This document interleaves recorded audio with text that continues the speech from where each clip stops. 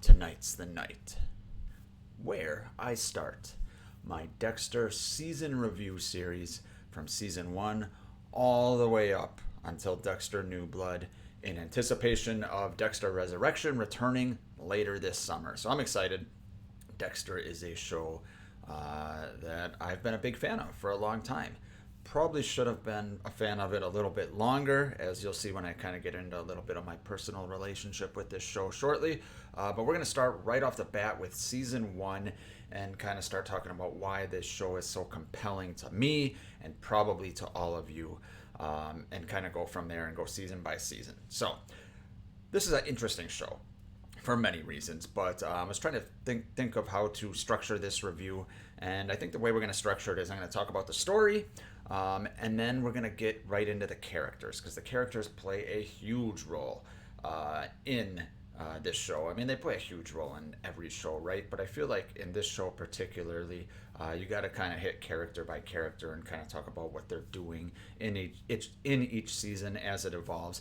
So as we get into the characters, we're of course going to talk about Dexter Morgan himself, and then we're going to talk about the season-long villain, if there is one, and then kind of go from there into Miami Metro and things like that. So first things first, a little bit about my personal background with this show.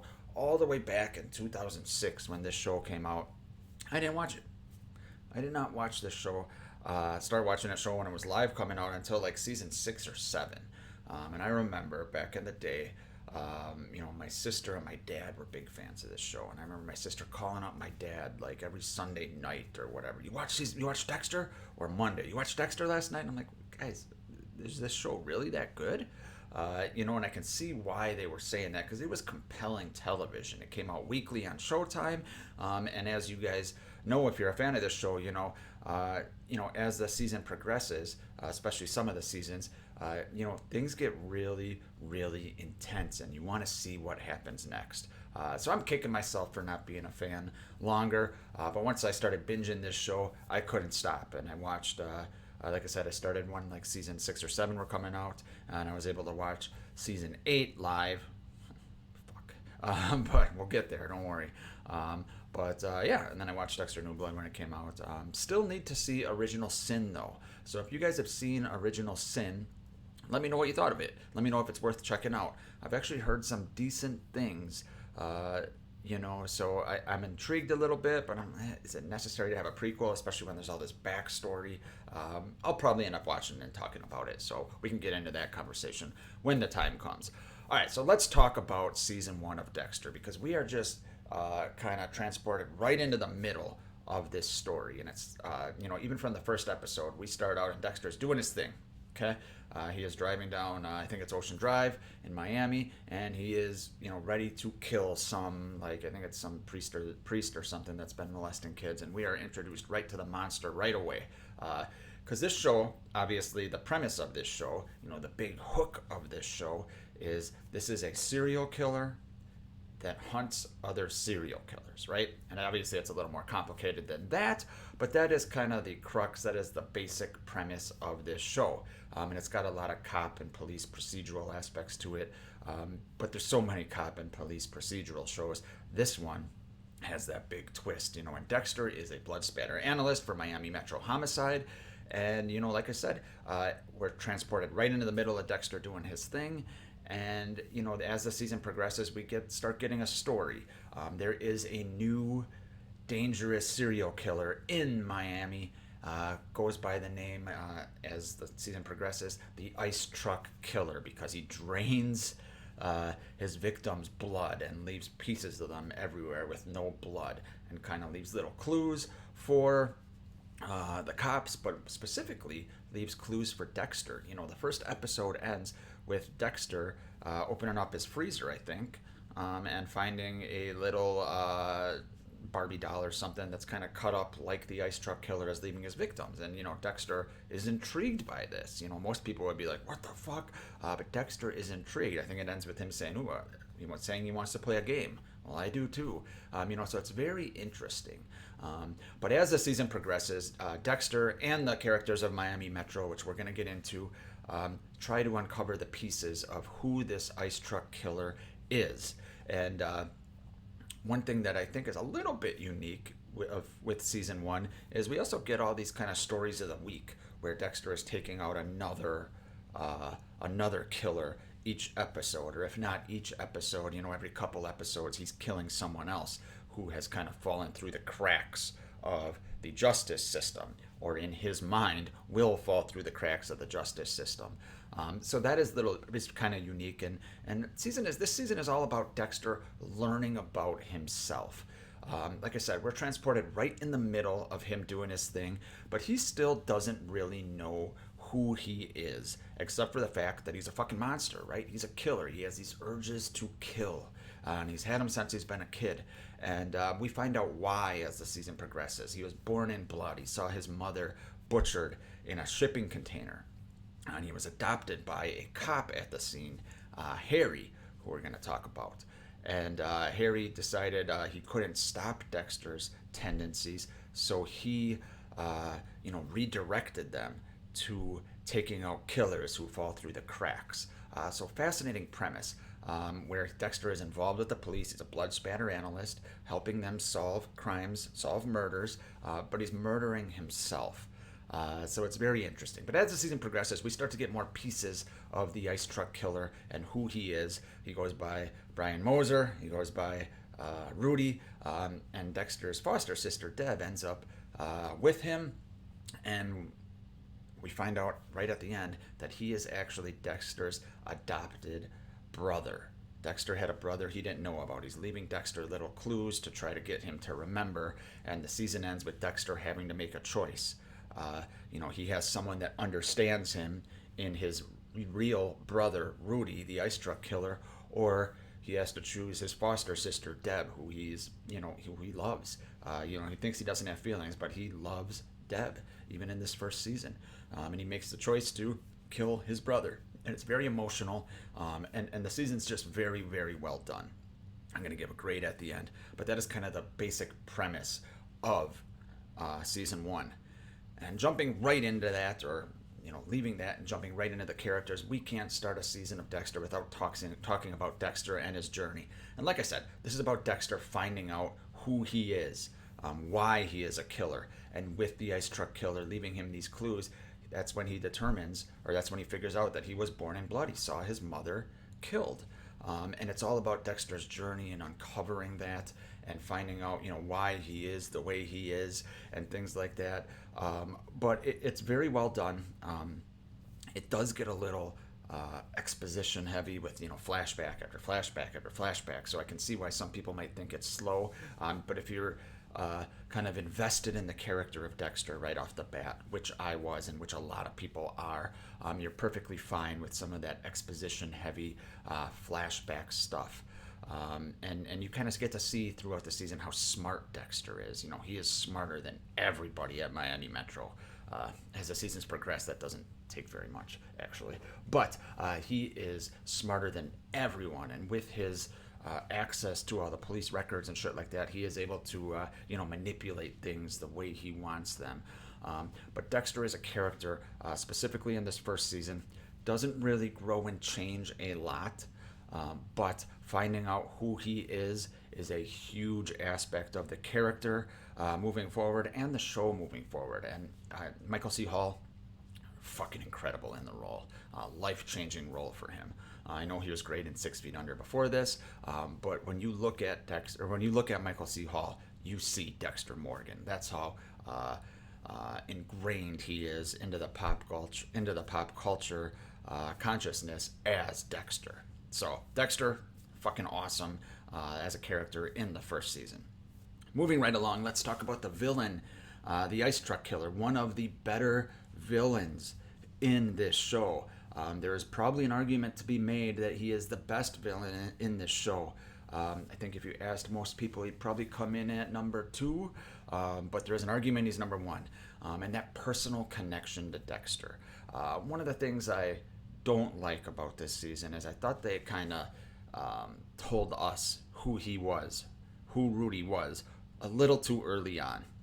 It was about midway through the season, or like maybe 2/3 through the season, where the audience finds out who he is before Dexter does. And it's a little bit unique. Most of the time it's Dexter figuring it out right as we figure it out with him. But Rudy's a great character. Having that personal connection to Dexter is great for season one to kind of, say, hey, Dexter wasn't the only one fucked up by what happened. His brother was fucked up too. And his brother's a little older, and he wasn't adopted by Harry. So, he is even more fucked up than Dexter. But the way he kind of manipulates things and, starts leaving clues for Dexter, the way he, gets involved in Dexter's life through Deb, and has Dexter make that final choice, and he's, just as surprised as Dexter probably is that Dexter chooses the way he chooses. But Rudy is a great character. All right, let's get into Miami Metro Homicide here, which is where most of the characters, the main characters from the show reside. And that being said, Miami in and of itself is a character in this series. It was hard to picture Dexter not in Miami until New Blood came out. And as you're watching New Blood, you really miss that energy of Miami, so vibrant and colorful, especially during the daytime and even at night with the different colors. Miami is a character in and of itself, and it's a great place to have serial killers, because you get the juxtaposition of, the lively, colorful city with the darkness that lies underneath. So just fantastic choice to set this in Miami. But let's get to Miami Metro and the characters there. I'm not going to spend too much time on these characters because it's just kind of the introduction of these characters, and we find out where most of them are going to go as the series progresses. But starting right out with Deb. Deb is Dexter's foster sister. I actually think she ends up being, besides Dexter, the best character in this show. She is moral. In this first season, she doesn't get as much to do except for being engaged to the ice truck killer, but it's once again the personal connection with Dexter. And she starts out in Vice, trying to get guys busted for soliciting prostitution, but she ends up being super smart too and figures out a bunch of stuff. We'll talk about her intellect as the series goes on, because she's able to perfectly piece some shit together in later seasons that make no sense. But Deb is a great character. She's crash, drops a lot of F-bombs. It's what she's known for. But great character. Then we have Dokes. Dokes is the one person at Miami Metro who sees through Dexter's bullshit. It's become a meme now, or a GIF, whatever. Surprise, motherfucker. That happens in season 1, not in season 2, actually. But Dokes is the one person who saw Dexter as what he is, not normal. Something's off with him, and it's a great dynamic between the two, even in this season, but especially in season 2, which we'll get into. But Dokes is a fantastic character.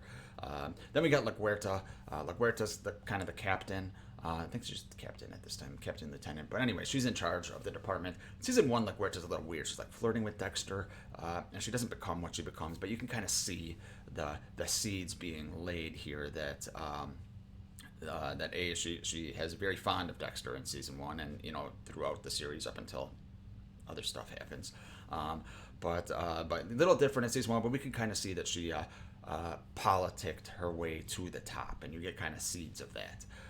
After that, we got Batista, the detective with the heart of gold, who can't get out of his own way, it seems, but he's a great character and becomes an awesome character as the series progresses. We get bits and pieces of him here throughout season 1, but he is great. Then we got Masuka, the perverted lab geek that works with Dexter. Great comic relief character. As the series progresses, his shtick might get a little bit stale or old, but in season 1 and throughout the early seasons of the show, he is great. And then leaving Miami Metro, we have Harry. Like I mentioned, he is Dexter's foster father, who is dead, but we learn about Dexter through flashbacks with Harry. I think season 1 and season 2, might all be flashbacks, and then it changes where Harry's in Dexter's subconscious and talking to him. We'll talk about that as we get into season 3, 4, etc.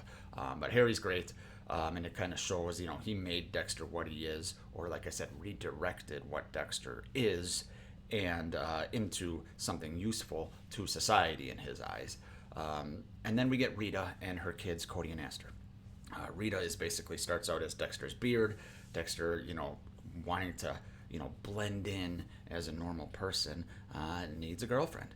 So he chooses Rita, played by Julie Benz of Buffy fame. But she is great in this show. She's kind of like a battered housewife, Dick ex-husband, and Dexter finds it perfect to be with her, and then he ends up having feelings for her as the series progresses. But yeah, those are kind of the main heavy hitters as far as characters go, or at least the characters that are in season one. But like I said, Dexter season one is a great start to the show. I'm going to grade it here in a second on a scale of 1 to 10. Tell me your grade in the comments.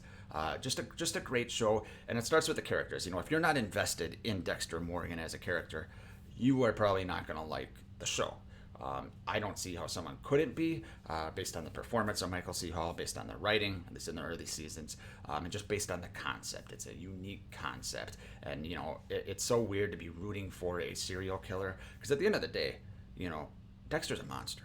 He is not a good person, whether he's killing serial killers or killing other people. It doesn't matter. He's still fucking killing outside of the law. But we root for him, right? Because of Michael C. Hall's performance, because of the way the story unfolds and things like that. And in season one, it's great to get some backstory on why he is who he is. So season one for me, one of the best seasons of Dexter. I'm going to give it a grade of a 9 out of 10. And we'll see where that stacks up to some of the other seasons as I go through with my rewatch and continue just talking about this show. Looking forward to the new season of Dexter. We'll see if they let me down or not. They have let me down before, I will say that. But season one is right up there towards the top as far as I'm concerned. So I'm giving it a 9 out of 10. Thanks for watching, everyone. I will see you guys for season 2.